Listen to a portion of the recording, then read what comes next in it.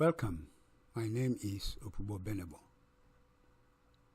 As observed prior, operating a land mass as a farm, whether a subsistence farm or large-scale industrial farm, requires electric power for powering the pumps, for transportation of the water to the farm, for dispensing the water on the topsoil and produce, for powering the motor to churn the biodiscards for producing the biofertilizers, and what have you. These facilities have been implemented in the preparation of the farm for planting in order to bring about high productivity. So a necessary next step in provisioning critical facilities to the farm, obtaining from preparation of any vacant parcel of land into a farm, is the implementation of a mechanism for electric power supply. In effect, a power resource must be decided upon and appropriate mechanism implemented to provide consistent supply of electricity to the machines and devices. In synopsis, this episode entitled Generating Electric Power for Subsistence Farms addresses the need for provisioning electric power to subsistence farms, the effective utilization of the gas burner capacity increased from the use of methanol as additional resource of fuel, the mechanism for provisioning the power for startup of farming, and the factors impacting the choice of the mechanism that is ultimately chosen.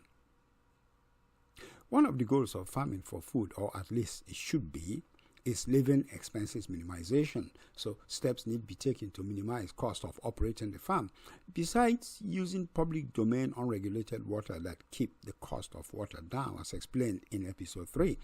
Pointing to the option of operating the farm off-grid using the biotic waste of the farm, and for which reason methanol bioreactor was implemented and the gas burner capacity increased, is a feature that needs to be utilized maximally. Given the object of the capacity for the gas burner to produce electricity from chemical energy, the primary task from an implementation perspective is the capture of the thermal energy produced by the gas burner for conversion into electricity.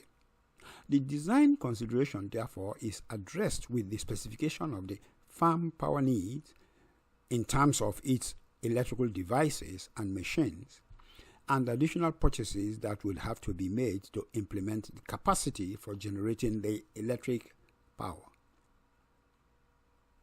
First, the design specifications for the energy requirement for the operations of the farm must be considered.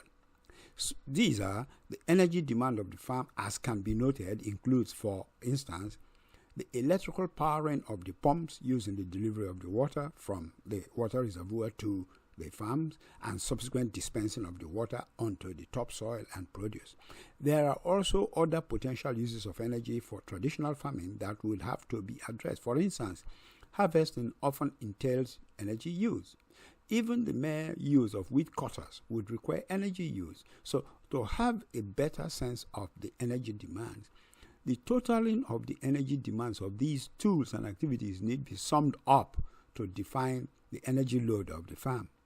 In order that the evaluation be as reliable as possible, the energy usage for each tool and activity would have to be taken into account, as well as the frequency of use, and then the sums are averaged over per unit time such that the kilowatt hour of the production system is accurately determined. This is critical so that a prevailing good appreciation of the design shortfall or over-design is reliably assessed for the efficient management of the operation of the farm. The documentation of the power needs of the electrical devices and machines required to be operational for the operation of the farm must explicitly also account and document the power phases, voltage, and current needs of each of the machines, so that the correct, proper requirement is generated and documented. The effective determination of such needs, together with an explicit evaluation of the energy capture from the gas burner, should reliably bring the crafting of the specification to a reliable completion. Next is the task of the gas burner producing heat from the burning of the methanol and biofertilizers discharge gas being adapted to produce the electricity. The gas burner will have to be retrofitted with a thermo-electric transducer. Here, two tasks are involved. First, the choice of the transducer design, and second, the retrofitting of the transducer to the gas burner. However, because the dimensions and design of the transducer will be influenced by the retrofitting device, the discussion is worth starting with the design of the retrofitting device. Keeping in mind that the gas burner flame structure is, as with any regular flame, upward, the retrofitting device must be cylindrical at the section shelling the flame. So a design taking off from that has the retrofitting design as bicylindrical. A larger cylinder tube is molded with a smaller cylindrical tube. The diameter of the smaller cylindrical tube is sized to leave about 2 inches of annular radius above the maximum cross-sectional width of the flame. The larger radius cylindrical tube has perforations all around the base and away from the joint to the smaller radius tube. The base end is also capped with a center disc-punctured plate. The disc puncture has a radius large enough to let the tube slide down the flaming space, but relatively smaller that the gas tank is such that it rests on the surface of the gas holder tank and be appropriately affixed to the gas holder top cap. So when deployed, the retrofitting device extends over the gas holder tank and shields the flame, with the flame region now being contained within the length of the smaller radius cylindrical tube and with air flowing into the device as due to natural convection caused by the burning flame. A port is also provided towards the top end of the larger tube to let long matchsticks to be inserted when needed to light the flame.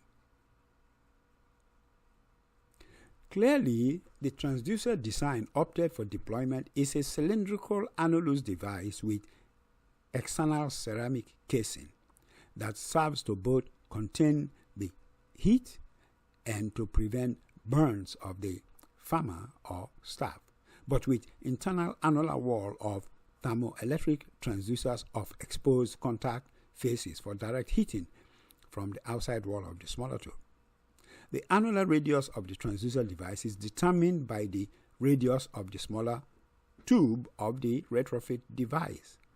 The radius is evaluated to allow for the superficial expansion of the tube on heating as to make non-stress contact with the thermoelectric transducers. Equipped with the retrofit device and the transducer device, retrofit device is deployed first as a shell over the gas burner such that at the base of the tube are the several perforations that allows air flow into the flame to support the burning. On the flame shell cylinder at the level above the flame height, a set of the transducer devices slid down the tube as itself a shell over the tube to enable contact with the smaller diameter tube wall and generate the electricity. The output from the set of transducers being collected together into a bundle is connected to an electricity inverter, which changes the electricity from the direct current produced by the transducer device into the farm electrical devices specifications of alternating current and the farm devices and machines as per design. The alternating current output lines of the inverter are then electrically connected into the electrical panel from which the power was set to be distributed to the ridges and therefore consequentially electrically connected in the panel to the farm power wires in the distribution tubes.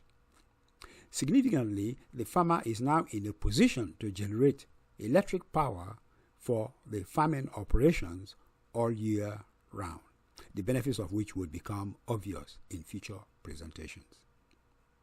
The conclusion that could now be drawn here is that although an electric power generation design has been preferred to a lone subsistence farmer, the design can be readily adapted for centralized generation under cooperative or consortium to serve the need of several farmers with contiguous or proximate farms. The utilization of the waste raw materials for generating the electric power aids the farmer with lower cost of farming expenses, enables the farmer power all electrical devices and machines used in the farm without concerns of increasing electricity cost. Now, some additional measures still need to be taken related to safety. First, to the extent possible, the retrofit device smaller tube exhaust end of the flame combustion effluent should be high enough that the exhaust opening is about 10 feet from the ground. Second, with the addition of the methanol bioreactor and the inverter, the section of the farm where these are placed may very well be cordoned off to further protect the farmers collective from being singed by the hot gas or suffer electric shocks depending on the phase and voltage of the alternating current into which the transducer direct current got converted. Of course, this brings the matter of generating electric power for subsistence farms to a successful conclusion. Admittedly, some expenses are required initially, often called capital investment, to acquire the inverter and the transducer and the retrofit device, but the availability of off-grid power supply and the savings coupled with the depreciation of the capital investment more than makes for even interest payment if the capital expenses were got on debt financing. And it is a wrap. On that note, I say to you, thank you so much for having come to listen to this observation about efforts aimed at alleviating world hunger through subsistence farming by both urban dwellers and emergent countries' small farm farmers. You are truly appreciated. Further, if you would like to get privileged viewer reader information, access podcasts of specialized contents, or even vertically integrated concepts, then I implore you to join my supporter club and enjoy that privilege status. Thank you. In addition, while still here, do please take a moment and subscribe to the channel as to be informed of the publication of every new episode as soon as it is released. Bye till next episode.